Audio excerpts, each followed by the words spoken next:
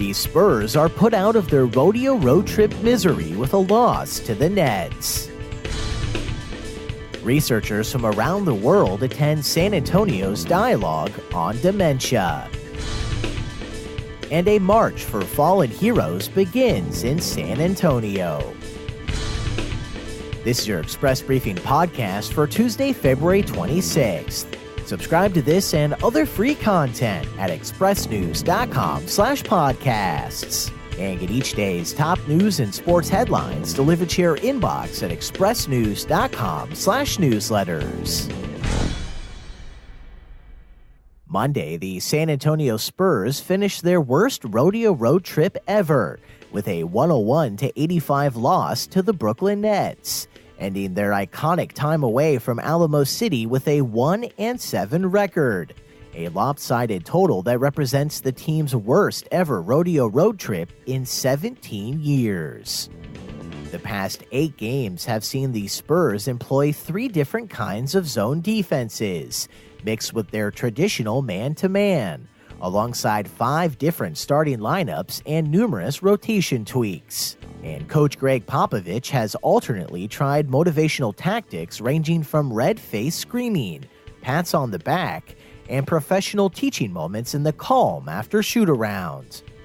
But despite these and other efforts, during this year's road trip, San Antonio was only able to best the Memphis Grizzlies by a single point on February 12th.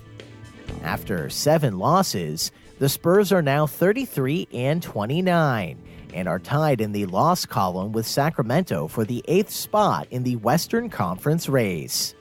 San Antonio returns home to the AT&T Center Wednesday to face Detroit. This weekend, hundreds of people, including leading national and international Alzheimer's researchers, gathered at the Tobin Center for the Performing Arts for a dialogue on dementia, an event that kicked off this week's inaugural South Texas Alzheimer's Conference.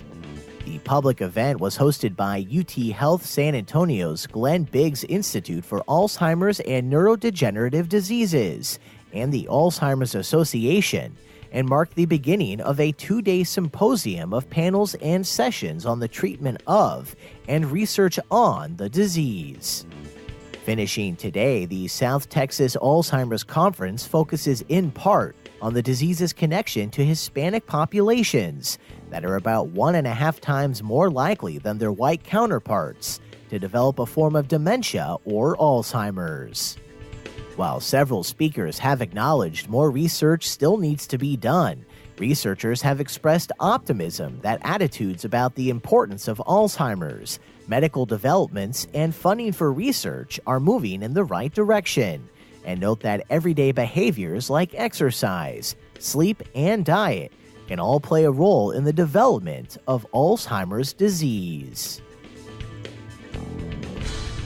And Staff Sergeant Sean O'Hearn and 19 other Special Tactics Airmen are currently on an 830-mile trek from San Antonio to Florida, carrying 50-pound rucksacks on their backs, as well as the mission to never forget Staff Sergeant Dylan J. Elchin and the 19 other Special Tactics Airmen who have been killed since 9/11.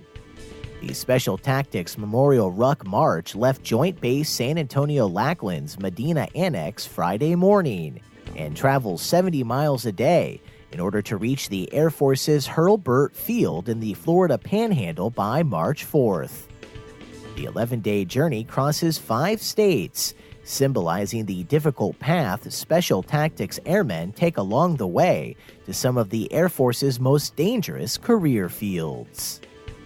25-year-old Staff Sergeant Dylan J. Elchin was on his first deployment when he and 2 soldiers with the 3rd Special Forces Group were killed in Afghanistan on November 27th in a roadside bomb attack. And that's your daily San Antonio Express briefing for Tuesday, February 26th. Subscribe to this and other free content at expressnews.com/podcasts.